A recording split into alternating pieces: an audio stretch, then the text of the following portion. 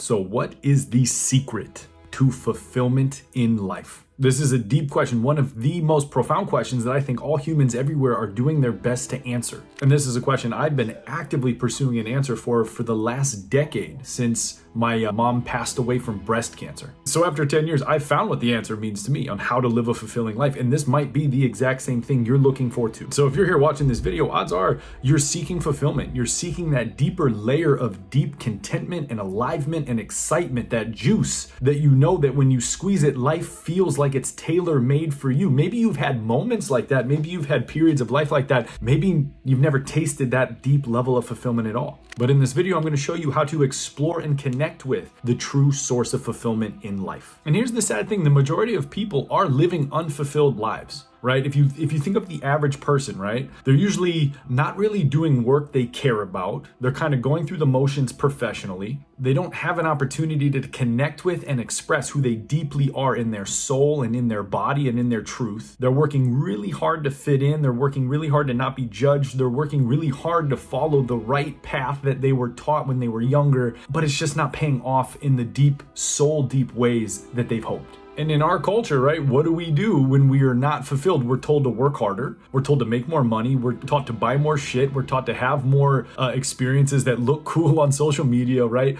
We're taught to go pursue more stuff outside of ourselves. But here's the thing, look around. It's really not working. If we look at the mental health statistics amongst everyone in kind of the West in America, especially men, we see that right now we have access to more stuff than ever. We have access to more stimulation and entertainment and numbing and distracting and comfort and food. And again, we have access to more than ever, yet people are lacking meaning, people are lacking fulfillment, and people are lacking a deep sense of purpose. And I'm here to tell you that, and while there's nothing inherently wrong with status and money and achievement, I'm here to tell you that if you're relying on those things alone to find a deep sense of purpose and fulfillment, it's like trying to keep a cup full that has a hole in the bottom. It doesn't matter how much you fill it, it's never going to feel full because we haven't been trained or taught how to seek and find fulfillment in the actual places that it exists. So I'm going to share a quick story from my life that is going to help you identify where is fulfillment, how do we find it, how do we live it. So I mentioned earlier, about 10 years ago, my mom passed away from breast cancer. And when that happened, I was around 23 years old and I had no idea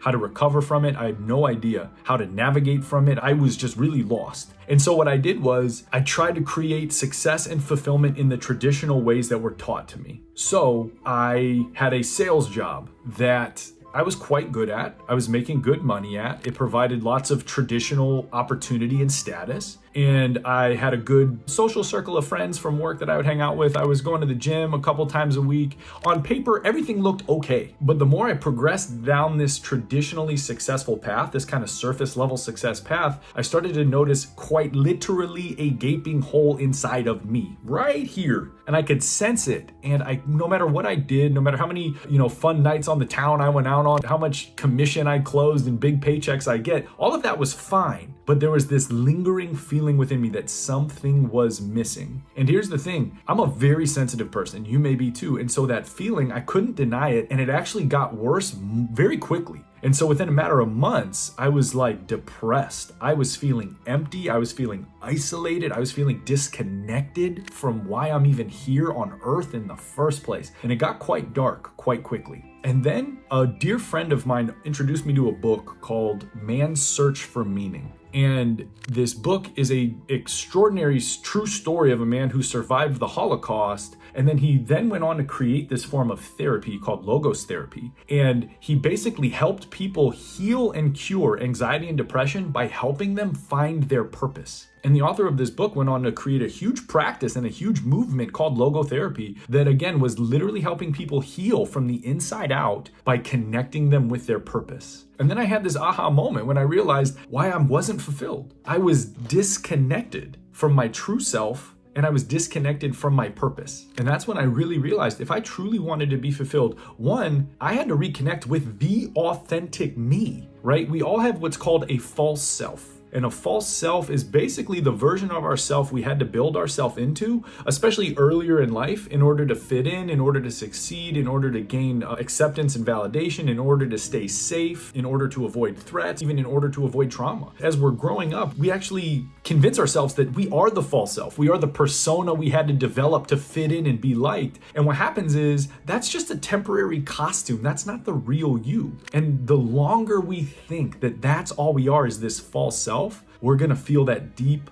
longing for connection and fulfillment. And so I had to start allowing the false parts of me to unravel. I had to start letting go of all the people-pleasing tendencies that I had developed along the way to get liked. I had to let go of some of these insecurities that I had carried with me throughout almost my whole life. Because here's the deal, those things, although I had carried them, they were not me. And so the more I started to observe myself and increase my self-awareness and allow some of these false parts of me to shed away, I also started to awaken within me what I really deeply care about, right? So your purpose is essentially why your soul came to this earth. It's the work you came here to do. And by work, I don't mean a profession, although your purpose can end up being your profession. But your purpose is where you feel the most engaged. Like, where does your heart sing the most? Where do you feel the most alive? Like when you're doing what activities or what people or what topics, right? Really create this sense of aliveness and energy in you that, that's guiding you to your purpose. And so as I was allowing some of these false parts of myself to fall away, and as I was healing and feeling my grief, I also asked the question to myself, where do I feel most alive? Where do I feel the most engaged? And the answer was fitness. I have been an athlete my whole life. I'm not anymore. I'm a washed up athlete, but I was an athlete my whole life, and movement and training and strength and conditioning always made me feel good, always made me feel peaceful, always made me feel connected. And so I really just said, fuck it. I'm going to go where I feel the most engaged. And so I started training for my personal training certification. I started training for my strength and conditioning certifications. And eventually to kind of fast forward a couple years, I left my job in sales. I moved away from the city I was living in. I got a job as a personal trainer. And ultimately that led to me becoming a strength and conditioning coach for athletes. That led me to running the entire gym, which led me to creating my online fitness coaching. And I felt like alive again. I felt connected again. And then what happens is the fitness thing stopped really speaking to me. And then eventually I got into the world of healing and transformation, which is where I am now. But it all started by giving myself permission to answer the question, where do I feel the most engaged? And again, it was fitness. Fitness helped me through my own grieving process. And again, I just loved helping people through fitness. So I kind of shifted my career route, went that way. And again, some dominoes started falling. I kept saying yes to what my heart was calling me to do. I kept saying yes to being of service to people. And eventually I've ended up in this space here now where I am today, where I get to do deeply fulfilling, deeply authentic healing and transformational work, mostly with men, but also with women. I'm leading beautiful retreats where people have a safe space to unlock their true self and to connect with who they truly are and to learn how to love themselves again so they can show up powerfully and live in abundance and service to others. And it truly is the greatest gift of my life. And so my aha moment and what I encourage you to do is to, one, really just reflect, like, what parts of you don't feel that authentic to you anymore? Maybe they did last year or 10 years ago, but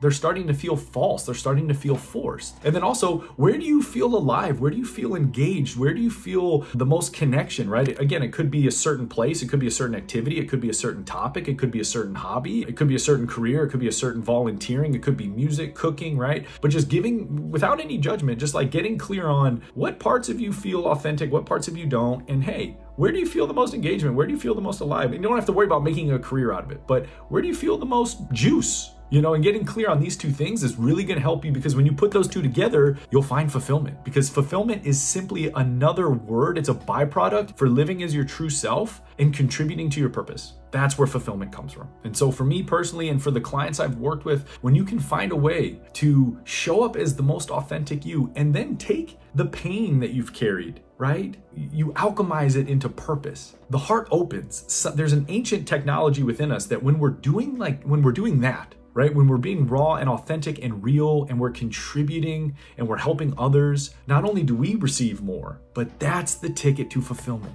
When we turn our own pain into some kind of power, into some kind of strength, into some kind of way to bring comfort and love to another. And I'll tell you another quick story about a dear friend of mine. He was also a client at one point. His name's Luigi. He lives up in Montreal, and Luigi had a lot of pain. He had a lot of inauthentic parts that he was ready to heal. He was ready to let go of. And when he came to me, his life looked good on paper. He runs a thriving painting business up in Montreal. He's got a beautiful daughter. He's healthy. He's got a great friend group. But again, he was lacking deep connection to himself, and he was lacking fulfillment. And after allowing himself to shed and let go of the false self, the pieces of the false self that were no longer serving him, and answering the call on his heart to be of service more, he's actually started mentoring more young men through Alcoholics Anonymous, a program that he went through when he was earlier on in his healing journey. So he's finding a way to take the pain and the discomfort of his own healing process, and now he's alchemized it in a way to serve other young men who are going through a similar journey he was going through a couple years ago. The guy is thriving, the guy's healthy, the guy's electric, he's traveling the world. I think he's literally on a trip in Italy right now. Like, he's opened up his whole life, and he's living that fulfillment formula of authenticity and purpose. Now, here are a few other pointers that will help you live a more fulfilling life. Like I mentioned, being your authentic self and spending more time in ways that feel purposeful to you, that's going to definitely help. Something that helped for me was establishing a connection with my higher power. And I'm not talking about religion, although your authentic path may include religion. But for me, spending more time in meditation, spending more time in personal practices and journaling, spending more time in nature, spending more time utilizing entheogenic plant medicines to connect with source. These are all things that helped me have an authentic connection with my higher power, which helps me feel like my life has meaning, which helps me feel like I am seen and safe and protected and I'm here on purpose. Another thing that definitely helps with fulfillment is not giving a shit what other people think, or at least giving less shits of what other people think, because that takes up so much precious space in your mind, in your body, in your heart. Because in reality, people are going to have opinions, right? We have 80,000 thoughts a day. A lot of our thoughts are just random assumptions and opinions. And there's 8 billion people on the earth? That's a lot of thoughts every single day. But to be obsessed that some of those thoughts may be negative about you, it's a little self-centered, right? It's a little egocentric, like, oh my gosh, everyone's thinking about me. When in reality, everyone's mostly busy worried about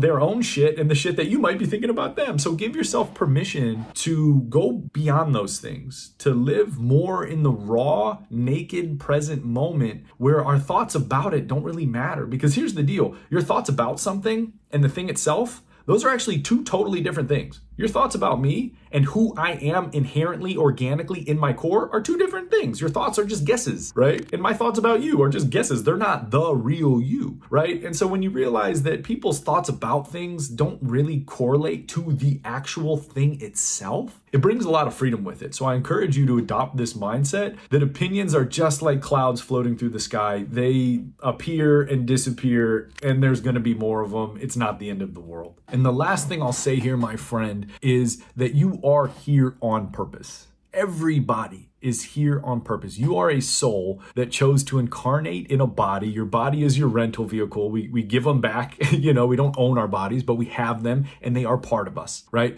But you're a soul inhabiting this body, and your soul knew what it was doing when it chose you, when it chose your body, it chose your family, it chose where you were born. Your soul chose the perfect curriculum, and your life has become the classroom. And the unfolding of your journey is your curriculum, so your soul can learn. Your soul can learn about growth and love and forgiveness and courage and power and fairness and justice and all of these divine qualities. Your soul came to the earth classroom to learn those, right? And so if you're ever in a place of doubt, like, what am I even doing here? Do I matter? Like, yes, you matter. Simultaneously, you're not that big of a deal. Neither am I, right? We're all kind of grains of sand in the cosmic. But your soul came here with a very clear reason. And when we start to listen to ourselves more, and we start to breathe into our heart more, and we start to take the external stuff that was imposed upon us a little less seriously, right? We start to, the expectations and the societal norms that really may not resonate with you anymore. When you let those kind of fall away a little bit, when you let those take up less space in your mind and in your psyche, what happens is there's an intelligence within you that starts to come online, that starts to come alive. That's called your intuition. And the more you can listen to that, the better your life's going to be. I promise you. And so here's the deal. Watching this one video probably is not going to revolutionize your life tomorrow to get you to that place of absolute fulfillment. The journey can be difficult, right? Let's not sugarcoat this. There is suffering in life. There is stuff to work through in life. There are ways that our egos play tricks on us that actually slow us back on the journey of fulfillment and spiritual growth and the journey of thriving in service to others. So if you want support, if you want to connect, if you want to collaborate, I'm going to put the links to my coaching programs in the description and in the first comment section. So again, if you want to explore what it might be like to work together, you want to explore what it's like to go through these programs I've put together and perfected over the last 7 years, click the link and learn more. I would be more than happy to connect with you and ultimately be of service to you. So have a lovely day.